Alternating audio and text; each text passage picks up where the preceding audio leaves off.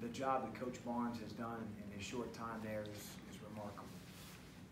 You know, that last year they were predicted to be second last in the SEC, and they end up being co-champions.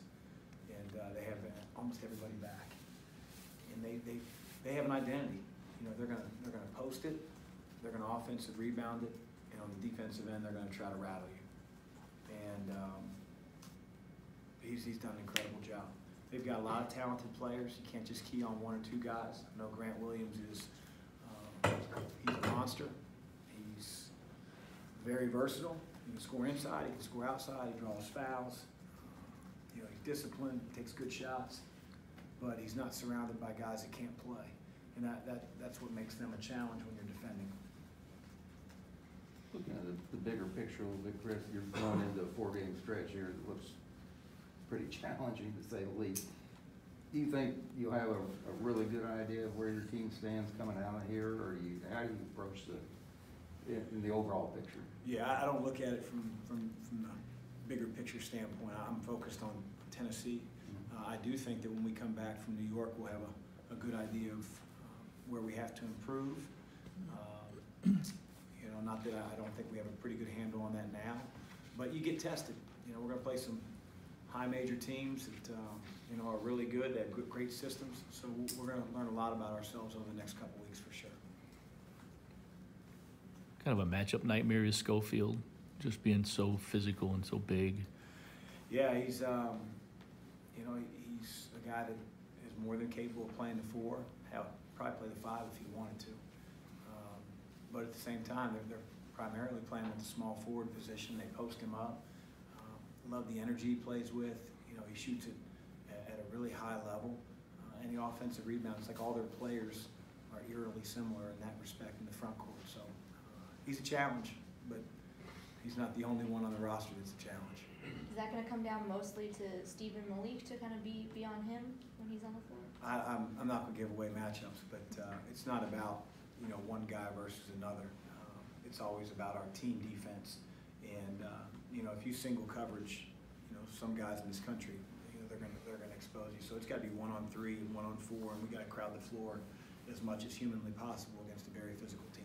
You've talked about this before. How important is Dwayne, because he can do so many things for you? And the other night it was a back tip and then a steal, and then he got an offensive rebound, and he doesn't score a ton, but he does so many things. He does so many things, and you know, I said it before that, you know, he cares very little about how much credit he receives.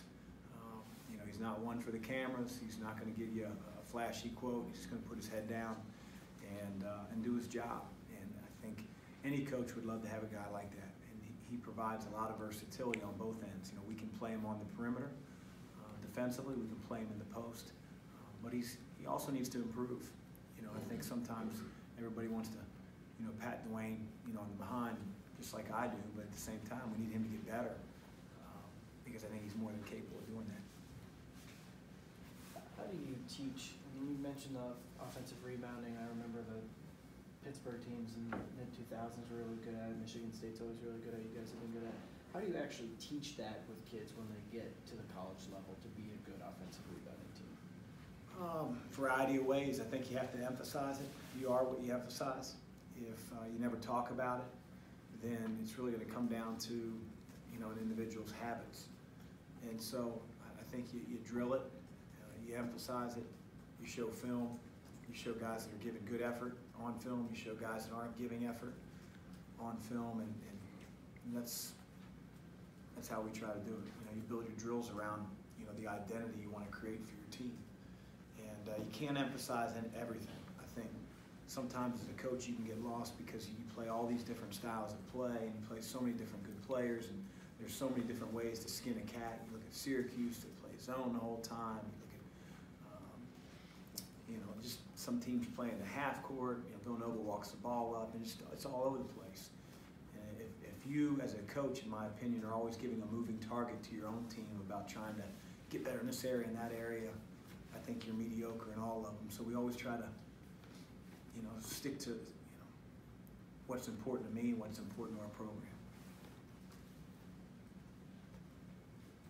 To make sure our players know that. do games like this, good opponents, big venue, help come postseason time, or is it too far away to even have much bearing on that?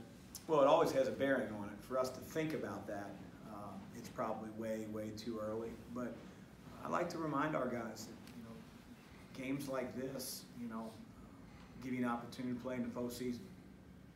And I think the committee a long time ago showed that, you know, with those teams that have gone 17 and 14, and 18 and 15 and made the tournament as an 8 seed, 9 seed, they've shown that they'll reward teams for going out and challenging and playing a challenging schedule, challenging themselves. So,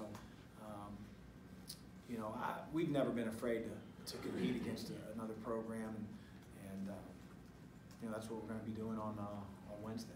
Was this schedule pretty much set when you came, or did you have anything to do with any of these games or not? I don't think so. Really? Not much.